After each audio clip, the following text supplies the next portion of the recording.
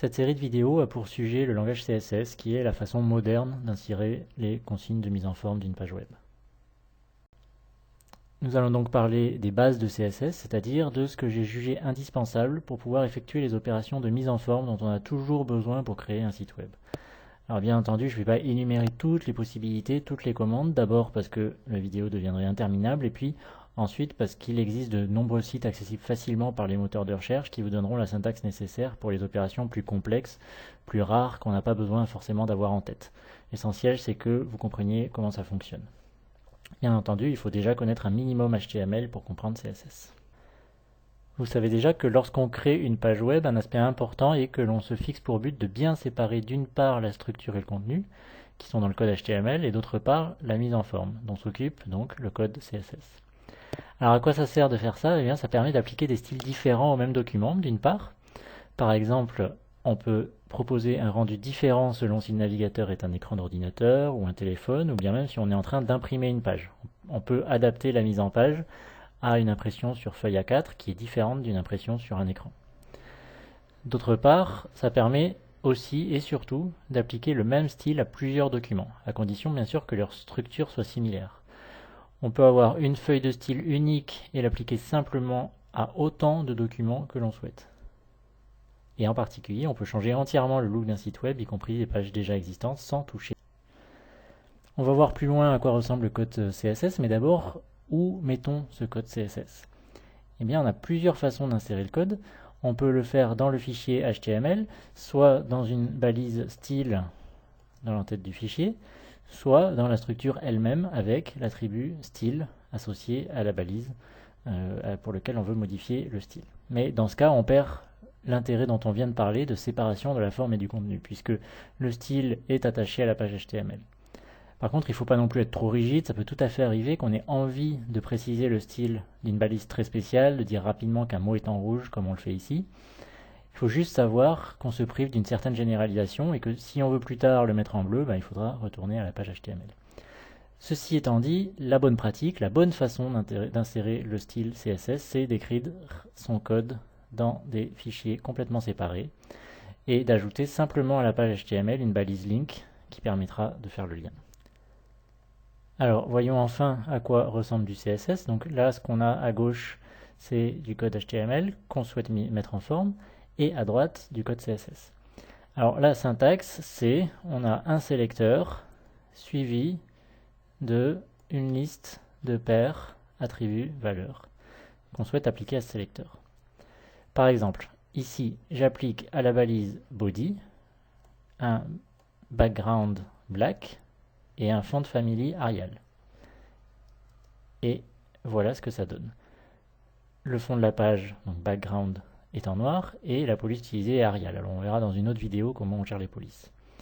On peut également utiliser un sélecteur universel, l'étoile, qui correspond à toutes les balises. Et on a là un sélecteur multiple. Qu'est-ce que ça signifie?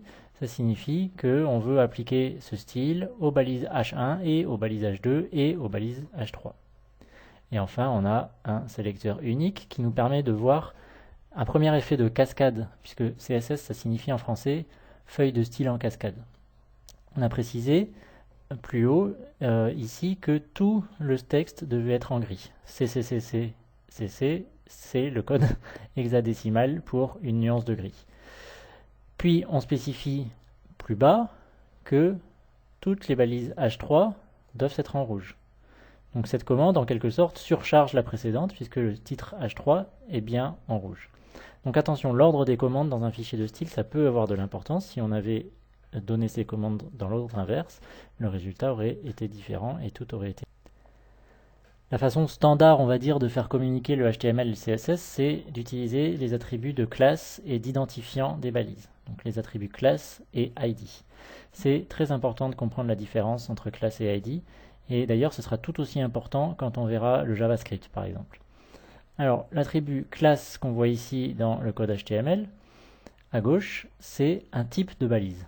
Ici, on a la classe normale et on a la classe citation. Alors bien sûr, rien n'empêche d'avoir plusieurs types, plusieurs balises normales, donc qui auront un attribut classe égale normale, et plusieurs balises citation qui auront un attribut classe égale citation. Ensuite, dans le CSS, on se réfère à ces attributs avec p.citation, qui veut dire toutes les balises p ayant la classe citation, ou alors point normal, qui veut dire toutes les balises ayant la classe normale. Alors voilà le rendu correspondant. J'en profite pour introduire quelques premières commandes. Donc background, on l'a déjà vu. La couleur 11111, c'est du gris presque noir. Color, c'est la couleur du texte, ici en gris. Text align, c'est la justification, ici c'est centré. Border style, c'est le type de bordure autour de l'élément, ici c'est une bordure continue. Et puis font size égale 120%, c'est-à-dire une taille de caractère correspondant à 120% de la taille standard. Donc je vous laisse constater le résultat qu'on obtient dans le navire.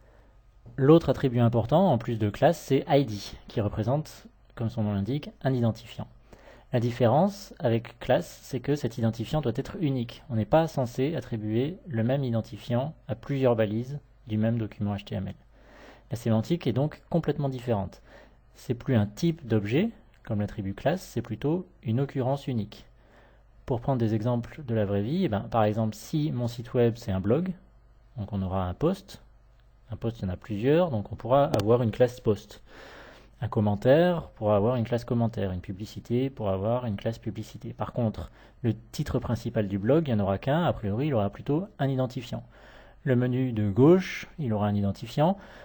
Par contre, rien n'empêche un élément d'avoir à la fois une classe et un identifiant, par exemple la classe commentaire pour une balise et l'identifiant commentaire 125.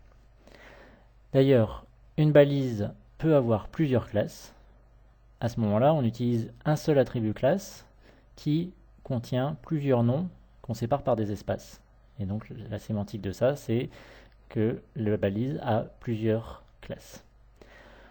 Alors pour ce qui est de la syntaxe CSS, pour l'identifiant, donc on a vu tout à l'heure que pour la classe c'était un point, pour l'identifiant on utilise un dièse. C'est en fait la seule différence. Sinon tout est pareil, on voit le rendu qui est ici. La commande qui apparaît ici et dont j'ai pas encore parlé, c'est width. Donc ça signifie largeur et ça permet de spécifier que la balise, donc ici la citation, ne fait que la moitié de la largeur de l'élément qui la contient. Ici la moitié du corps de la page. On a vu jusqu'ici des sélecteurs simples avec juste le nom d'une balise. Voyons maintenant des façons un peu plus élaborées de constituer un sélecteur. Donc ici on a un sélecteur contextuel très utilisé qui est composé de deux ou plusieurs noms de balises séparés par des espaces. Donc ici, LI espace EM, ça signifie une balise EM contenue par une balise LI. Une balise EM descendant d'une balise LI. Et puis dans le même principe, ici on a un sélecteur contextuel mais multiple qui représente à la fois les balises OL contenues dans les balises UL et les balises UL contenues dans les balises OL, et etc. Les balises UL contenues dans les balises UL, les balises OL contenues dans les balises OL. Voici ce qu'on obtient. On a deux EM dans le code HTML, et ce qu'on voit, c'est que seulement celui qui est dans la balise LI se retrouve en vert. Et puis enfin, je note l'attribut fontWeight_bold, qui permet de mettre du texte en gras, et qu'on n'avait pas encore vu. Voici les autres sélecteurs contextuels qui existent, rapidement quand même parce qu'ils sont nettement moins utilisés. Donc on retrouve d'abord le sélecteur contextuel simple avec des noms de balises séparés par des espaces pour exprimer la dépendance. Donc une balise P contenu qui est descendant d'une balise div. Si on ajoute un signe supérieur comme ça, donc ce sont uniquement les enfants, c'est-à-dire ici on a une balise P contenue directement par une balise div. Avec un signe plus, on sélectionne un élément P qui suit directement un div. Et puis avec le signe tilde, on sélectionne tous les éléments P qui sont frères d'un div. On continue avec la syntaxe des sélecteurs pour les attributs cette fois, même si ce sont des choses qui sont quand même assez peu utilisées. On peut sélectionner les éléments qui ont une valeur d'attribut particulière, ou qui contiennent un mot particulier, ou qui commencent par un mot particulier. Alors, ce qu'on appelle un mot dans cette situation, c'est une chaîne de caractères entouré par un séparateur. Et un séparateur, c'est soit un espace, soit un tiret haut, celui qu'on obtient avec la touche 6. Et enfin, on peut aussi sélectionner les valeurs qui commencent par une chaîne de caractères, qui se terminent par une chaîne de caractères ou qui contiennent des caractères. Et cette fois, ça ne se limite pas à la notion de mot. Voilà, vous n'aurez probablement pas souvent l'occasion de... Et pour en terminer avec la sélection des éléments, et avant d'attaquer dans la vidéo suivante les styles à proprement parler, voici les pseudo-éléments et les pseudo-classes. Alors, cette fois, on les note avec le caractère 2 points. Alors, first letter, par exemple, c'est un pseudo-élément, ce qui signifie qu'implicitement, toutes les lettres qui sont la première lettre de leurs éléments sont des first letters.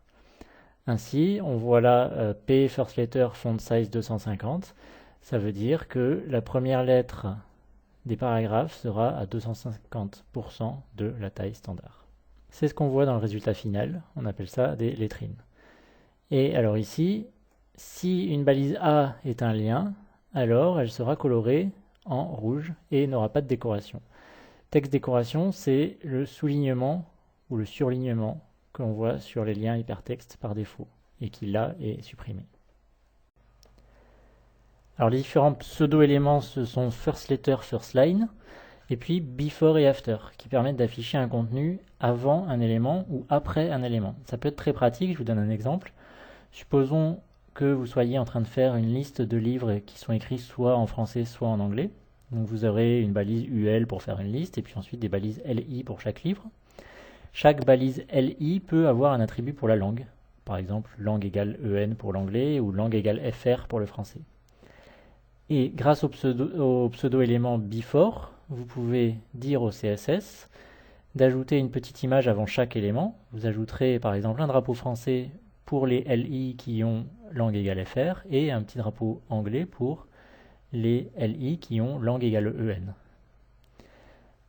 Ensuite, les pseudo-classes, ça concerne les liens, comme dans l'exemple précédent, les liens déjà visités, les éléments survolés par la souris, les éléments ayant le focus, et puis les liens activés, c'est-à-dire les liens sur lesquels on est en train de cliquer, qu'on est en train d'activer. À utiliser dans cet ordre dans le fichier CSS, puisque un lien activé, c'est aussi un lien, par exemple. Donc il faut mettre les commandes les plus spécifiques après les autres, sinon elles sont surchargées par les commandes. Et puis enfin, un petit mot sur deux balises HTML qui prennent tout leur sens avec l'utilisation de CSS. On le verra encore plus dans les vidéos suivantes. Les balises div et span sont des balises du code HTML qui n'ont pas forcément de sémantique particulière à la base, mais qui représentent des portions de contenu auxquelles on va vouloir appliquer un style. Alors l'élément div par défaut, ça définit un bloc, c'est-à-dire une sorte de boîte rectangulaire. Et donc en particulier, il y a un retour à la ligne avant et un retour à la ligne après par défaut. L'élément span, ça définit un petit morceau de texte à l'intérieur d'un bloc, qui est inscrit dans le reste, et donc qui va coller au texte comme si l'élément n'existait pas. Autrement dit, si on ne spécifie pas de style particulier, la balise span, elle sert à rien, parce que le rendu n'est pas différent de s'il n'y avait pas de balise, en fait. Donc on voit des exemples ici, et puis on aura l'occasion d'en voir bien d'autres. Dans les vidéos suivantes, on verra les règles CSS qui sont utiles pour définir la mise en forme, et notamment les plus importantes, le positionnement des éléments, les marges, les bordures, les couleurs, le style des tableaux par exemple, mais beaucoup d'autres.